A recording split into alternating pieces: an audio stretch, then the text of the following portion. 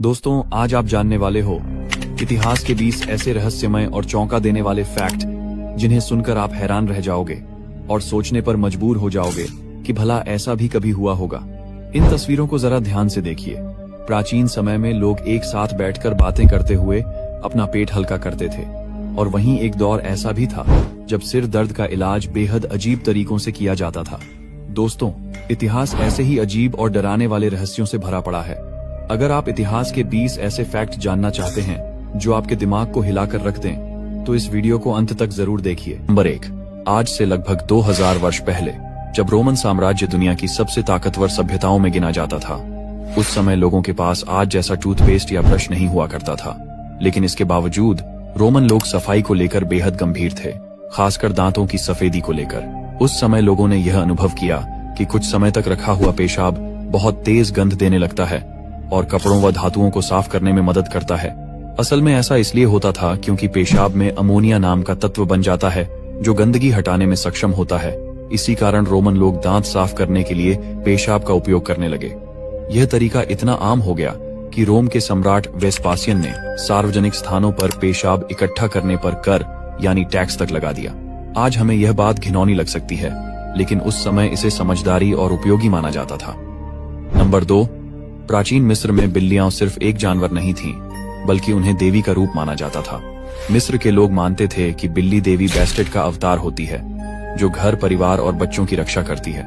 बिल्ली को शुभ और पवित्र माना जाता था, इसलिए उसे नुकसान पहुंचाना बहुत बड़ा अपराध था। अगर कोई व्यक्ति गलती से भी किसी बिल्ली को मार देता था तो उसे सीधे मृत्यु दंड दिया जाता था, चाहे वह आम आदमी हो या कोई ऊंचे पद का अधिकारी। इतिहास में कई ऐसी घटनाएं दर्ज हैं जहां गुस्साई भीड़ ने कानून का इंतजार किए बिना खुद ही उस व्यक्ति को मार दिया जिसने बिल्ली को नुकसान पहुंचाया था। इससे यह साफ समझ में आता है कि उस समय धर्म और आस्था लोगों की जिंदगी पर कितनी गहरी पकड़ रखते थे।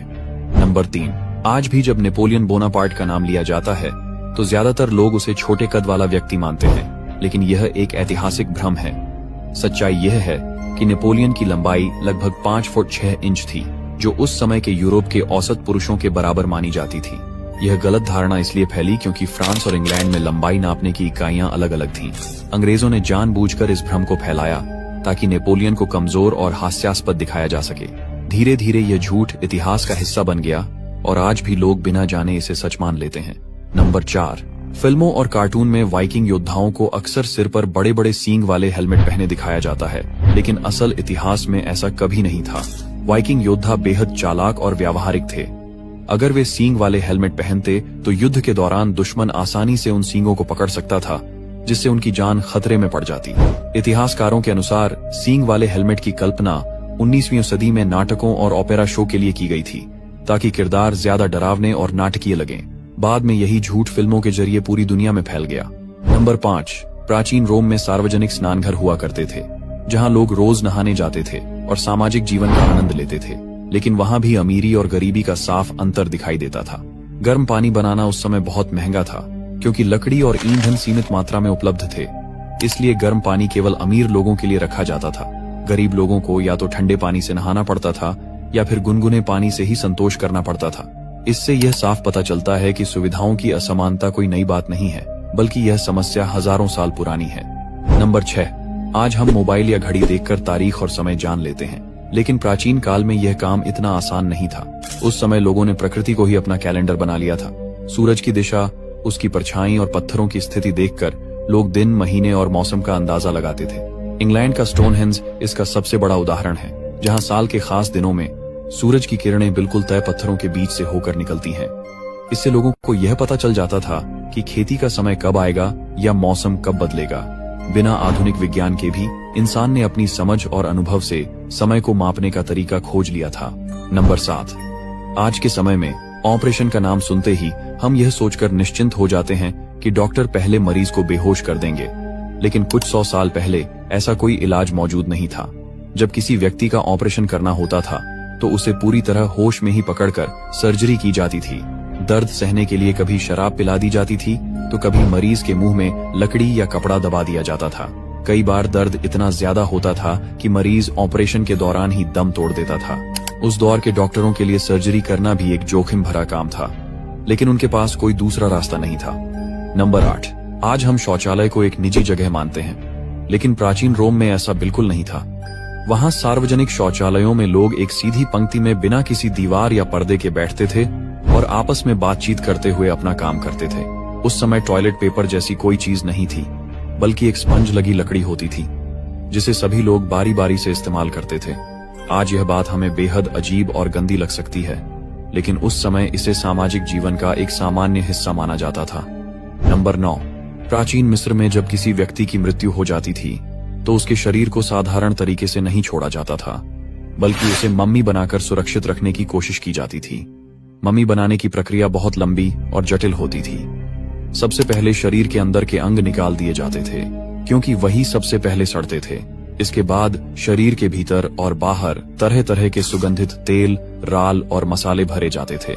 इसका उद्देश्य सिर्फ बदबू रोकना नहीं था, बल्कि मिस्र के लोग मानते थे कि मरने के बाद आत्मा फिर से शरीर में लौटती है, इसलिए शरीर का सुरक्षित और शुद्ध रहना बहुत जरूरी है। इन खुशबूदार पदार्थों की वजह से मम्मियां हजारों साल तक सुरक्षित रह पाईं और आज भी हमें उस सभ्यता की झलक दिखाती हैं।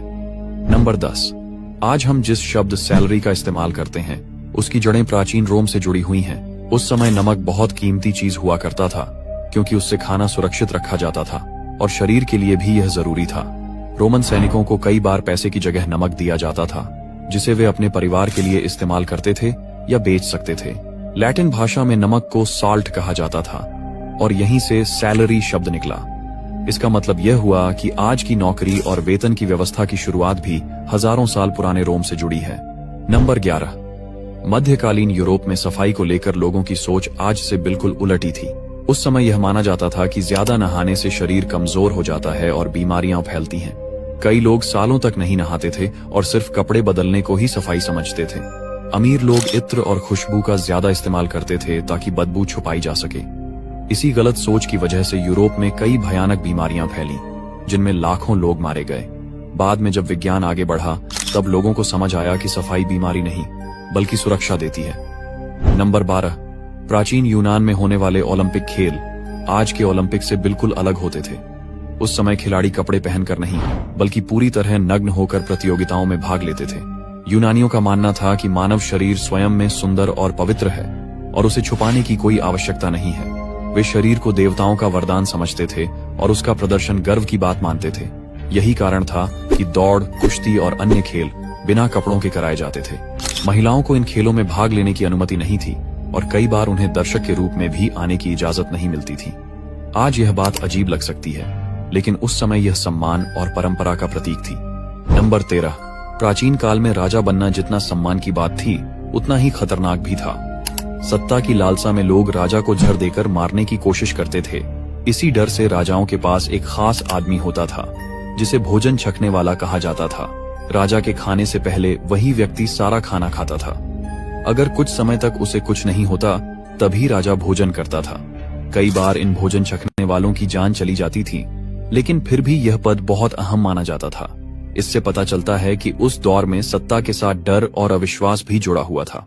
नंबर 14, आज हमें यह बात सामान्य लगती है कि धरती गोल है, लेकिन प्राचीन समय में बहुत से लोग मानते थे कि धरती चपटी है।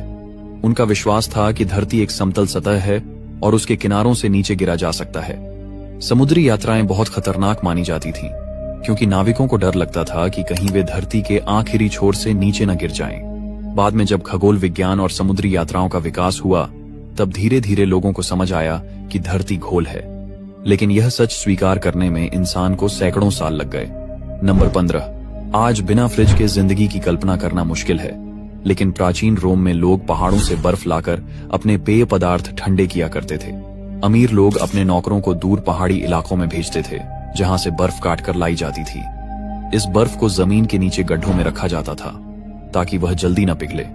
फिर इसका इस्तेमाल शराब और शरबत ठंडा करने में किया जाता था। यह सुविधा सिर्फ अमीरों को ही मिलती थी, जिससे उनकी हैसियत और शान दिखाई जाती थी। नंबर 16, आज मानसिक बीमारी का इलाज दवाइयों और डॉक्टरों से होता है, लेकिन प्राचीन समय में इसे भूत प्रेत का असर माना जाता था। उस समय एक भयानक इलाज किया जाता था जिसे ट्रेपनेशन कहा जाता है। इसमें मरीज के सिर की हड्डी में छेद किया जाता था ताकि दिमाग के अंदर से बुरी आत्मा बाहर निकल जाए। यह प्रक्रिया बिना बेहोशी के होती थी और कई लोग दर्द या संक्रमण से मर जाते थे। आश्चर्य की बात यह है कि पुरानी खोपड़ियों में ऐसे छेद आज भी मिले हैं, जिससे साबित होता है कि यह सच में किया जाता था। नंबर 17। कई 100 साल पहले डॉक्टर लगभग हर बीमारी का इलाज एक ही तरीके से करते थे, शरीर से खून निकालकर। जोंक को शरीर पर चिपकाया जाता था ताकि वह खून चूस ले। लोगों को लगता था कि बुरा खून निकल जाने से बीमारी ठीक हो जाएगी। बुखार, दर्द, पागलपन, यहाँ तक कि सिर दर्द में भी यही इलाज किया जाता था। कई बार मरीज ज्यादा खून निकलने से मर भी जाते थे।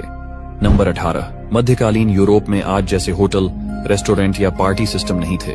जब लोग किसी दावत या समारोह में जाते थे तो उन्हें अपना चम्मच खुद साथ लेकर जाना पड़ता था। अगर किसी के पास चम्मच नहीं होता तो उसे खाना नहीं मिलता था। चम्मच एक निजी वस्तु मानी जाती थी और इसे बेल्ट या जेब में रखा जाता था।